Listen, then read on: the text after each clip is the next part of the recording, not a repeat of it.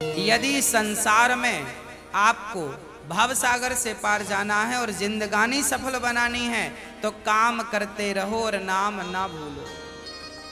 कैसे नाम जपें काम के समय, मैं करके बताता हूं कैसे करना चाहिए।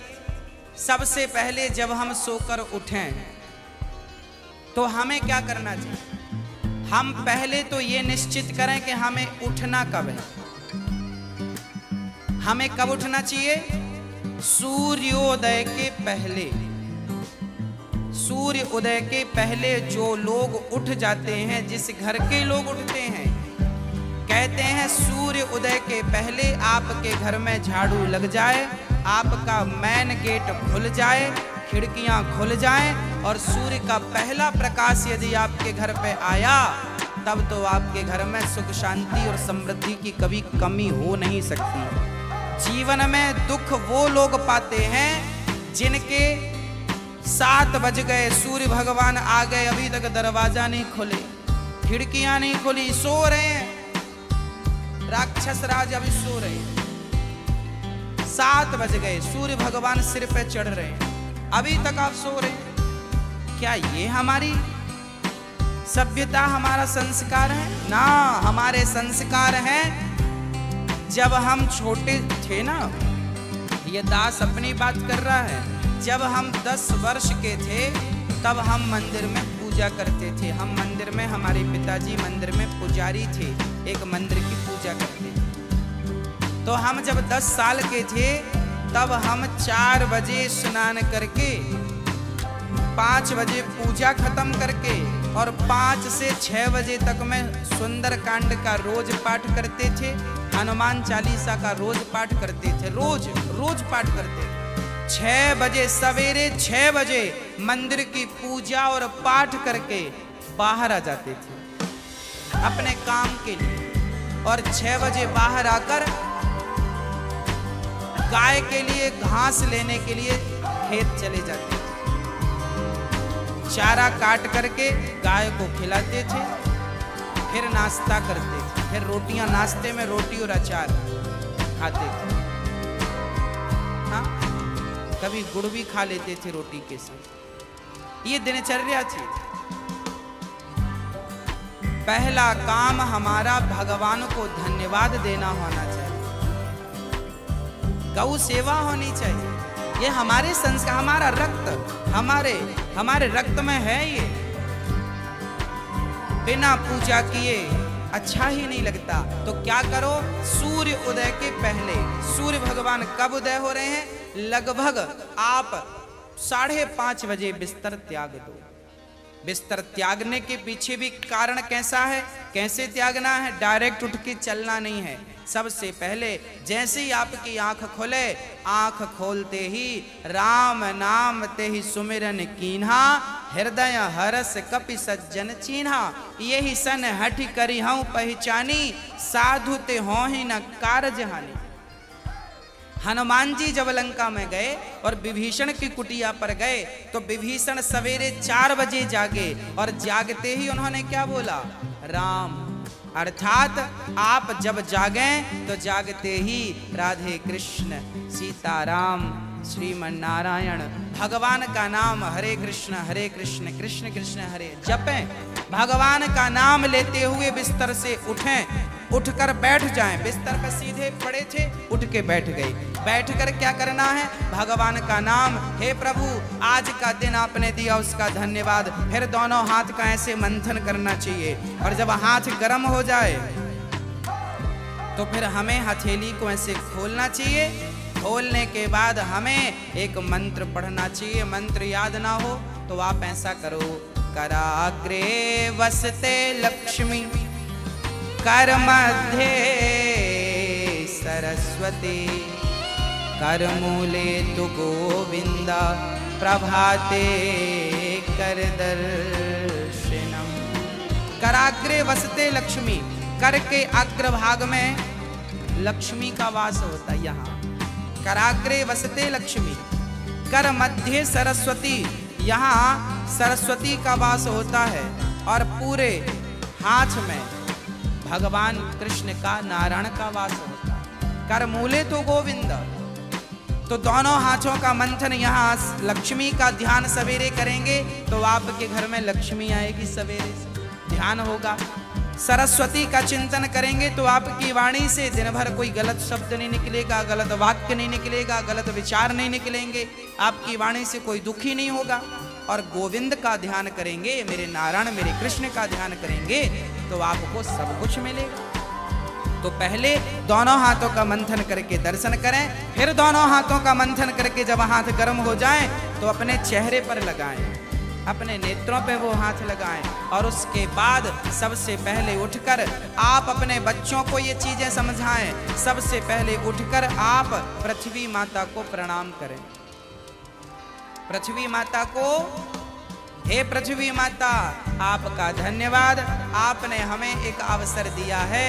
आपके ऊपर हम कितना पाप करते हैं, हाँ, मलमूत्र जैसी गंदगी त्यागने के लिए हम मजबूर हैं। माँ हमें क्षमा करना, पृथ्वी माँ को प्रणाम करना चाहिए। उसके बाद आप अपना पांव बिस्तर के नीचे रखें, हाँ, उसके बाद बिस्तर के नीचे पांव रखें। और सबसे पहले सवेरे बढ़िया सा पानी पेट भर के पीना चाहिए। मैं थोड़ा स्वास्थ्य की बात भी आपके लिए कर दूं।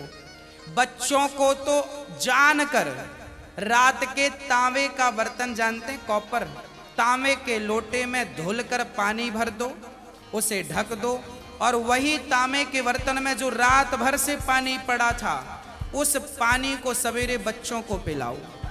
वो तांबे के पात्र का जब पानी बच्चे पिएंगे तो वो बच्चों की बुद्धि प्रखर होगी, बच्चे प्रखर बुद्धि वाले होंगे।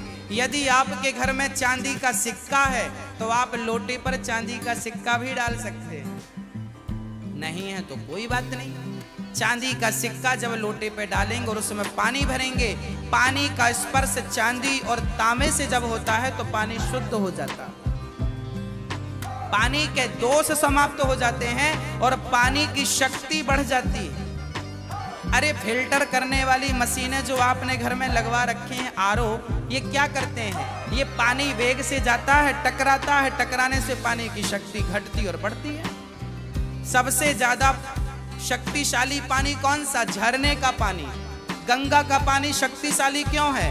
क्योंकि वो हजारों किलोमीटर की यात्रा करता है, पानी पत्थर से टकराता है, उसकी शक्ति बढ़ जाती है। तो चांदी और कॉपर की जब पानी स्पर्श करता है तो उसकी शक्ति बढ़ जाती है। वो पानी आप अपने बच्चों को पिलाएं, आप पिएं। 1 लीटर पानी सुबह बच्चों को पिलाएं उठकर, और बच्चों को जब पानी पिलाएंगे पेट में पानी जाएगा तो पेट की सारी गंदगी साफ होगी। आप अपनी क्रियाओं से निवृत्त हों और उसके बाद आप स्वच्छ कपड़े पहने और सबसे पहले हिंदू परंपरा के अनुसार 1 लोटे में जल भरें, तांबे के लोटे में, और सबसे पहले बच्चों के हाथ से 1 लोटा जल सूर्य भगवान को चढ़वाएं। जिसकी बुद्धि बिल्कुल शून्य है, जिन बच्चों की बुद्धि कम है या शून्य है, ऐसे बच्चे यदि जल चढ़ाएं तो उनकी बुद्धि प्रखर हो जाती है सूर्य नारायण की कृपा से। आप सभी बच्चों को, हम सब हिंदुओं को, चाहे वो स्त्री हो या पुरुष हो, बालक हो या बालिका हो, सबको सूर्य भगवान को जल चढ़ाना चाहिए। कैसे चढ़ाएं? ओम सूर्याय नमः, आदित्याय नमः, भौमाय नमः, खगाय नमः, भास्कराय नमः। सूर्य भगवान के 12 नाम आप ले लीजिए और जल चढ़ाइए, सूर्य भगवान को प्रणाम कीजिए, खड़े खड़े 7 बार घूम जाइए, प्रदक्षिणा कीजिए। सूर्य भगवान की 7 परिक्रमा होती है, 7 प्रदक्षिणा कीजिए सूर्य भगवान की। और उसके बाद यदि आप पति पत्नी में कोई खटापटी चल रही है, झगड़ा चल रहा है, तो आप भी जल चढ़ाएं सूर्य भगवान को, पर उसमें आप थोड़ा सा गुड़ डाल लें, गुड़, मीठा पानी।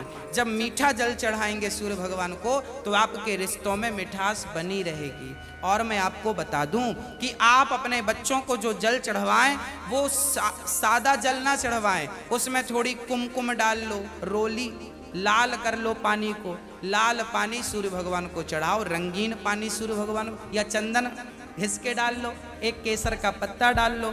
ऐसा रंगीन पानी जब सूर्य भगवान को चढ़ाएंगे तो आपके जीवन में भी नाना प्रकार के भक्ति के रंग, प्रेम के रंग, ज्ञान के रंग चढ़ेंगे। हाँ, तो सूर्य भगवान को प्रणाम करो। उसके बाद आप अपने घर से जो आपके मंदिर हैं घर पे, ठाकुर जी को बढ़िया पूजन करो। एक थाली साफ करो, थाली में बढ़िया सा एक स्टार बनाओ, चंदन का स्टार बनाओ, चंदन से स्टार बनाओ। उस स्टार, चंदन से स्टार बनाकर बीच में ओम ओम लिखना चाहिए। और फिर जो खंड बचेंगे ना, स्टार बनाएंगे तो बीच में ओम लिखेंगे। आजू बाजू जो खंड बचेंगे उनमें आपको लिखना है, या तो आप लिखें श्री राधा कृष्णाभ्याम नमः, या तो आप लिखें श्रीमन नारायण, है ना। आपके जो भी इष्ट हैं उनका नाम लिखें।